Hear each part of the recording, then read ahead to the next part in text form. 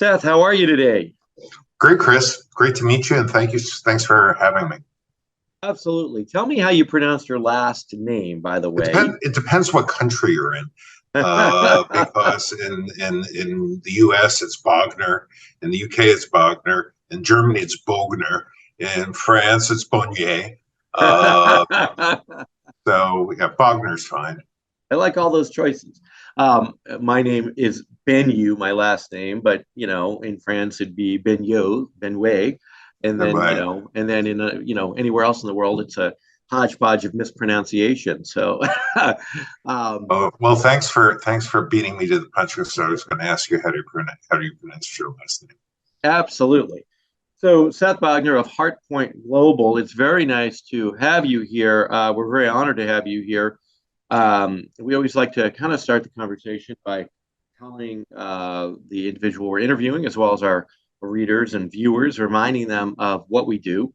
And we honor companies that understand that people are the whole point of profits, and that capitalism works best when it recognizes that, and when it sets out to improve lives for people, and then the profits roll in one way, shape, or form or another. If you do that over the long term, especially. So you're doing some extraordinary work, and we're gonna talk about that more explicitly here. But thank you, first of all, for being a company that is really saving lives, and that's why we honored you, and we appreciate what you do. Oh, that's thank you. It's our pleasure. It's actually our duty to do this. And for me, this is always a bit of a legacy transaction because I spent my life on Wall Street, and it's not, compassionate capitalism is not always about Wall Street. So, in fact, I was one of the people that invented commercial mortgage-backed securities. So the joke was that, I was partially responsible for the financial crash of 2008. Okay. So, I think it's very, very important. I've been asking for years to have the opportunity to create a business that did something for the world, and how fate works. I, as an investor, found what ended up becoming HeartPoint. It had a different name originally, and I made an investment in it because I loved what they were doing. And not only that, I loved the inventors and the founders who were wanting to help kids around the world. That 90% of the kids in this world are underserved with cardiac care. One out of 100 kids in this world, both in developing and the developed worlds, is born with some type of congenital heart disease. So that's what attracted me initially. Now, it turned out that because of the nature of HeartPoint and what we're doing, we could help a lot more people, also in the developed world, also older populations. But we're all attracted by those poor kids that have isomingers and near isomingers, blue babies, kids that are born with holes in their heart. And, just knowing that the technology exists to help these kids. And they, a kid born in the developing world doesn't have a chance to even receive the technology. Now, in Europe and in the United States, the developed world, most congenital heart defects are caught. But what happens is one out of 100 kids are born, and they grow up, it develops into more types of heart defects and heart conditions. So that's what we set out to serve with something that's fairly priced, that's not going to, give you the extreme example. We also serve in the developed world. Cardiovascular disease, as you know, is the biggest killer. Left heart is the biggest subsection of cardiovascular disease. Cardiomyopathy is the biggest subsection of left heart. So we service this. Now, these are very sick people. These are people that are older, and every year there are 500,000 new patients in this class. Why? Because we're living longer, and our hearts aren't always equal to the task. So you have people that are, whose hearts are giving out on them, that are either candidates for transplant or candidates for an artificial heart. Guess what? An artificial heart in the United States costs $1 million over 10 years, assuming a patient lasts 10 years, assuming a patient doesn't get infection. So we have a solution that I would not say replaces a transplant or an artificial heart, but could be a bridge for older patients as well.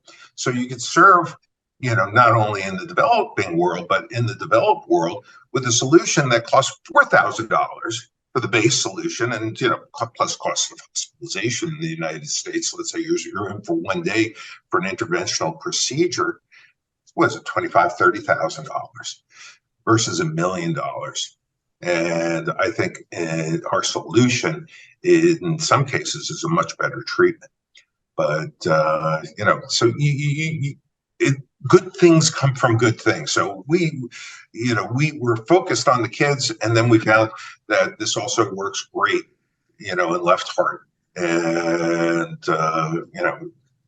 but right now we have an obtainable population for our device of 30 million plus people. So it's a big task, but also a big responsibility. So let's just zero in on that problem. First Sure. of all, I think most people realize cardiovascular disease is a big problem, but I don't know that they realize the depth of it. I mean, you're talking about, I was even startled, and I'm a journalist and I know all these things, but I was startled by the 31% of global deaths are a result of cardiovascular disease. That's correct. It's right? Mind-boggling, right? Yeah, it is mind-boggling. I mean, you almost think that's a typo, right? 31%. My God. Okay. So, we're talking about a huge issue, obviously. Now, we all know about the issues with insurance and so on and so forth.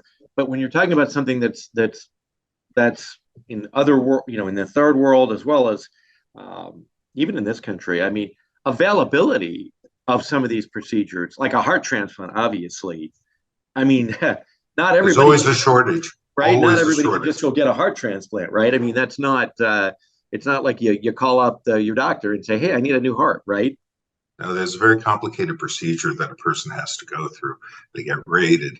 They go on a transplant list if they're lucky, if they qualify, if they have the right lifestyle.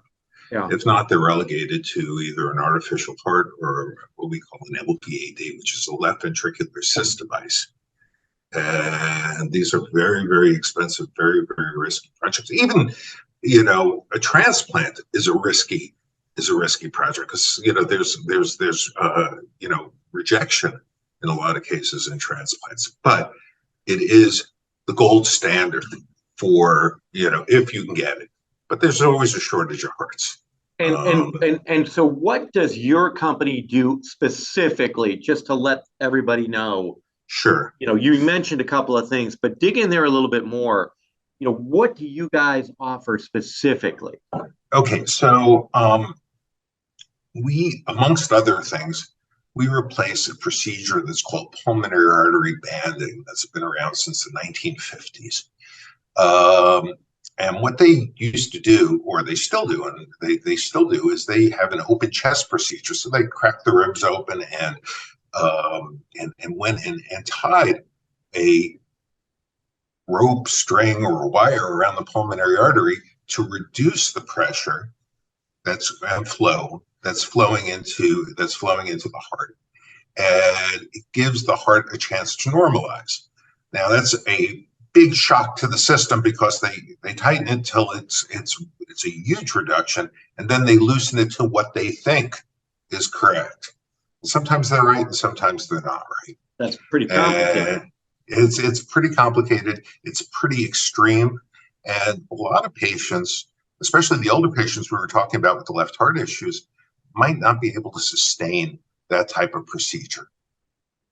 Our solution is much simpler and much less shocking to the systems because we go ahead and insert in a minimally invasive way a series of implants, we say into the heart-lung system, that will reduce flow, but we do it gradually.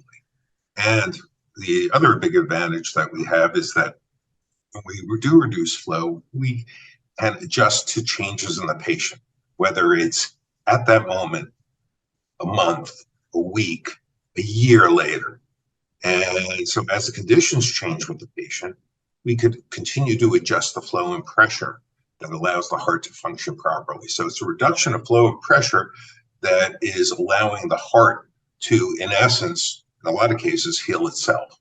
There are a lot of different uses for the technology that we have patented, and it's the adjustability that's the key, and the fact that situations and patients change.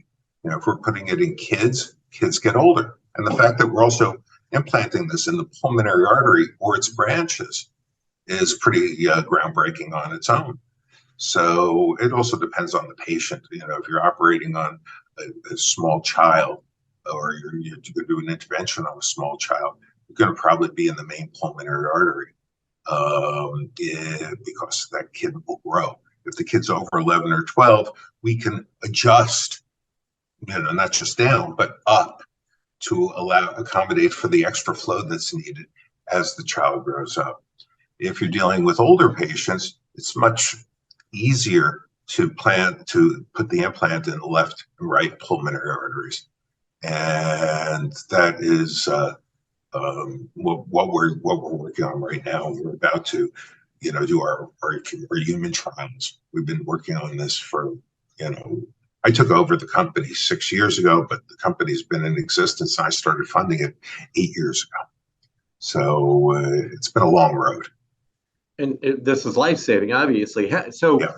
You know, essentially, how many lives have you saved? Well, right now we've saved 0 lives. I'm saying we're about to go into humans. And, you know, this is something, the way we look at it, and the way people in the industry have told us, is that what health insurer, what national insurer, what insurance company would not want to go for a $4,000 solution instead of something that costs hundreds of thousands, if not $1 million. Let me rephrase that question. How many lives could you save every year with this process, in your estimation? I think that it will ramp up around the world. We have 2 different strategies. The first strategy is obviously the conventional strategy, which is to get FDA and EU approvals and go from there. At the same time, we're partners with something called the Eurasia Heart Foundation. And the Eurasia Heart Foundation works all over the world. Matter of fact, the chief of our medical advisory board, Paul Vogt, who was until very recently the chief cardiac surgeon at Zurich University Hospital, just got back this evening from Benin in Nigeria, where they've been working.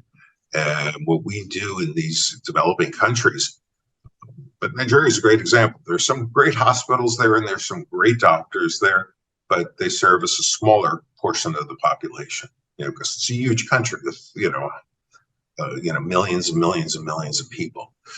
So we are at the same time developing approval processes in the developing world, in places where, you know, that 90% of those kids aren't getting heart care. And by the way, it's not just 90% of the kids, it's 75% of adults don't have access to adequate heart care in the world. You know, it's a crazy number. It's also, you know, you look at some of the other numbers. What percentage of the people in the world don't have clean water?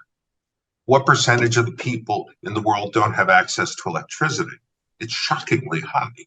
And here we are in, you know, this you know, great society that we live in, and we're measuring stuff with ESG, which is a noble attempt to really try to wrap your arms around this huge problem. But I don't believe it's really the right approach, because it's not a one-size-fits-all kind of approach. I think that it has to come from the intention. I think that, this movement towards reinventing capitalism. Some people call it compassionate capitalism. I don't. I say it's coming from what's somebody's intention when they wake up in the morning.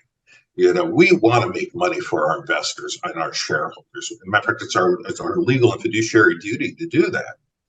But at the same time, you can still do something for the world if that's what you set out to do in the first instance. And what we're seeing is, obviously, it was driven by ESG and a lot of the other things, but I think these kids in Gen Z are fantastic because they've grown up in this environment where they feel like they have to do something.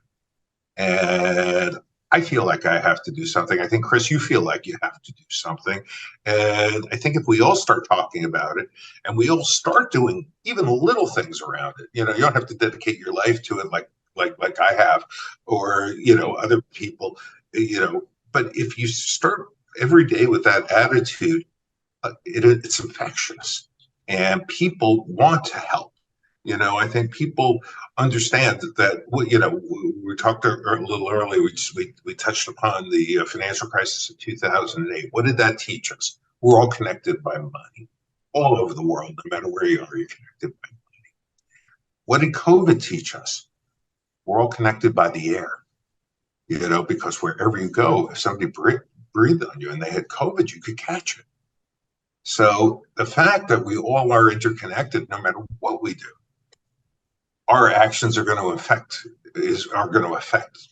you in the world. That we united as people on Earth want to help other people on Earth, and it could be small. Listen, I always use the example of Apple. Steve Jobs affected the world in a great way. He changed the world in a great way. Was that his intention? I don't know. I didn't know, but it's thinking that you could change the world in a positive way and create a better connection and understand that this is our duty as humans to work together, to create something new. So if I'm going to do something good and I'm inspiring you, or somebody's listening to this interview, they're going to want to do something good. And we're seeing it also in companies in the United States. There are companies that have 501c3s or charitable companies that are next to them. So if somebody wanted to make a donation to a company instead of making an investment in the company, there are things called non-recoverable grants if you have a self-directed trust. So there are ways that people can actually participate in this in a tax-deductible way. So there's no coincidences in my mind. I believe that the more people do stuff, it's going to affect other people, and everything in this world is connected, and everyone in this world is connected, and that's the mantra I try to live by. Well, you kind of answered my next question already a little bit, but I want to get into it a little deeper. Essentially, you're talking about millions of lives that could be saved and changed through your company at a very affordable price, almost a ridiculously affordable price compared to comparative costs, right? Yep. So it does beg the question, which I think you've already answered a little bit. It's almost as if you're doing something from a nonprofit perspective. Although you're going to make profits. But we have a huge margin at those levels. Okay, so that was my next question. It seems like, and whether this criticism is always correct or not, we certainly have heard in the health industry the criticism that, hey, these guys are gouging us. They're maximizing profits, so they can make the most amount of money possible. It sounds like you guys are making a fair profit, but you're not trying to gouge the customer, and it begs the question, why not ask for more? Why not, if it's why not ask for more? And it's a great question, actually, and I'll tell you how it happened. It's a very interesting story. We had been working for the last 3 or 4 years or let's say 3 years prior to the war, with the former two-time Minister of Health in Ukraine. And we were planning on doing all of our clinical trials in Ukraine. And we built with them the pricing model, because this is it's a middle-income country. It's not a poor country. It's not a rich country, but it's certainly closer to poor than to our standard of living in the United States, especially when you get outside the major cities. So we worked with them to develop the pricing model that would be acceptable for reimbursement in their healthcare system. And it wasn't just him, it was also the owner of the largest private chain of hospitals in Ukraine. So we knew that that was something that the government would be able to reimburse the end user for, the patient for, through their healthcare system. So, and our margins are great. Now, yeah, you could be like these horrible people who, have a cure for or a treatment for AIDS and are charging, more than anyone could ever possibly afford. But, that comes back to you too. It's like, we're an American company and we have subsidiaries in different places in the world, including Israel, Ireland, and Italy. And what happens is I have fiduciary responsibility to bring profit back, to the best of my ability, to bring profit back to our investors and our shareholders. So I think that over time, you'll see that the laws catch up to the real circumstances. I am not obliged to gouge. I'm obliged to bring a fair return back to our investors. And also, I have a responsibility to get it out there. So, in terms of licensing our technology, it's something that we're I always talk about, what did Jonas Salk do?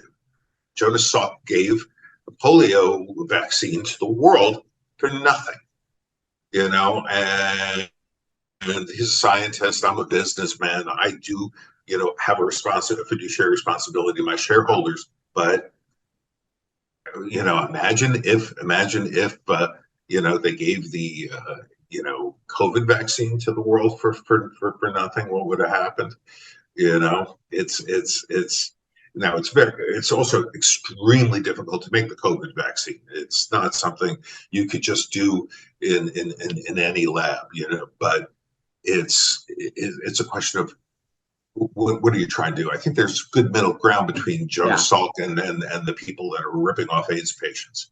Well, you made a great comment, and I think it's essentially an incredible quote that you said, I have a responsibility to make a fair profit for my investors. I don't have a responsibility to gouge.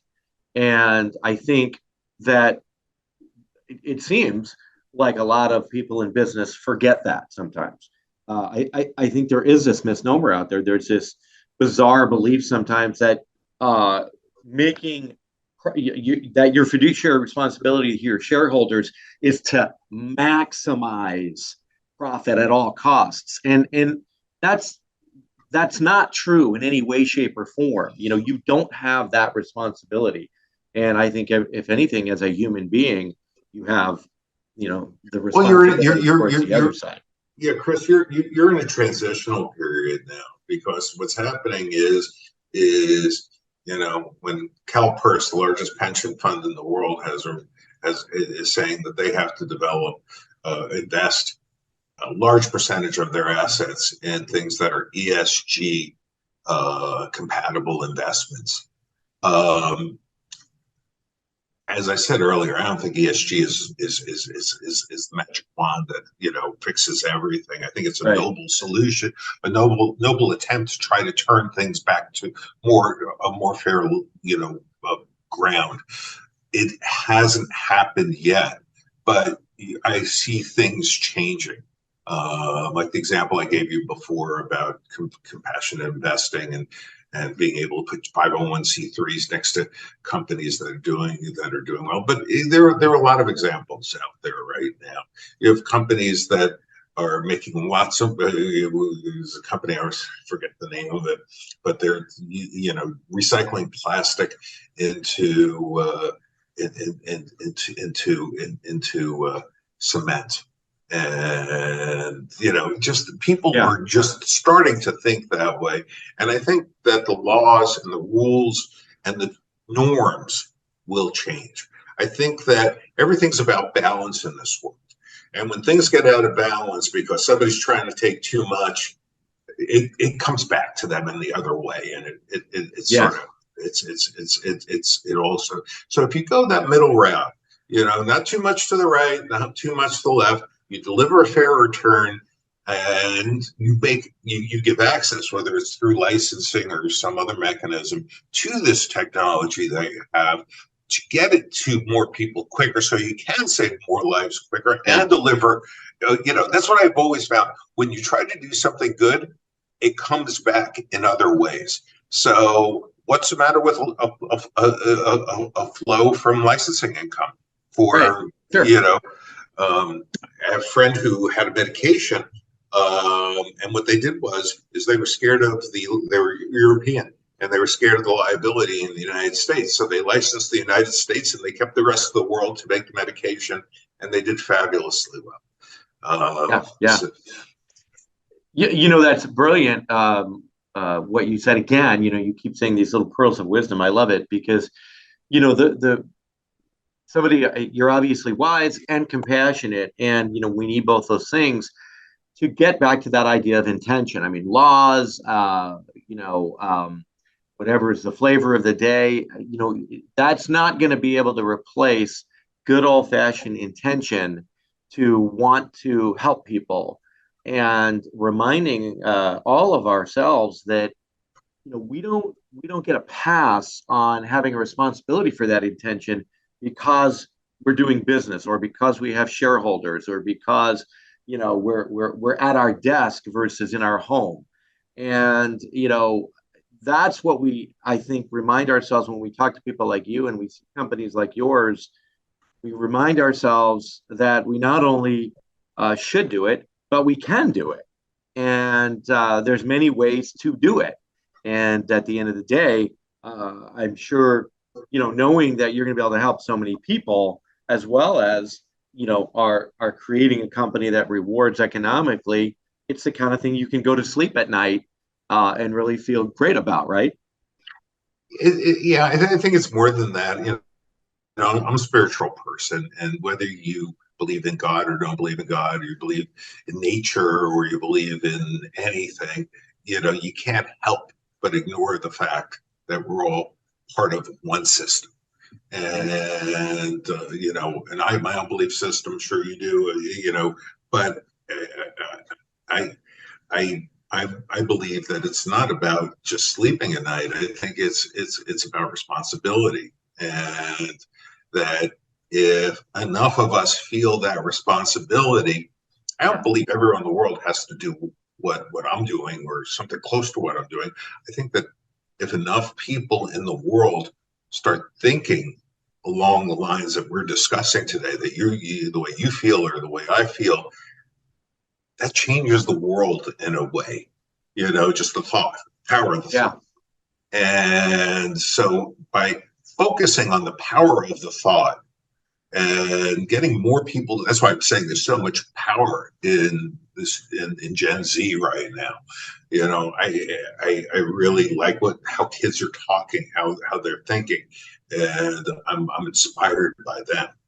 They were, you also see a lot of anxiety in them because they were brought up thinking, or being taught that the world's in crisis. And that, is a big burden to carry as a kid.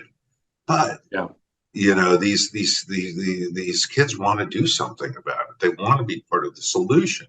I want to be part of the solution. I think you want to be part of the solution. So, if enough people want to be part of the solution will come. That's what I believe. That it's such a wonderful way to conclude, and I could talk to you for hours. We would love to get you to potentially maybe write some articles for us on, ideas for how to inculcate these ideas within the healthcare industry. because that is an industry that seems to be challenged. When it I could comes also to, do it in the financial services industry where I grew up. which is another great one that we would love to have you talk about, because that clearly has some issues. So, yeah, if we can get you to do that, we'd love to have you, part of our team here doing what we can to open people's eyes and hearts to, a different way of doing business. First of all, yes, I'll be happy to help in any way I can. But I like what you say, open up people's minds and hearts. And, that's why the name of our company is HeartPoint. It's like, there are many reasons why it was named that, but it's people open up their hearts to the solutions in the world that are right in front of them. And by just saying, okay, we can make plenty of money, but I don't agree with this thing where we're going to make a lot of money and then we'll just give it all away. I think I think that's that's the what's his name, Bankman, whatever his name is. That was his intention. That didn't work out so.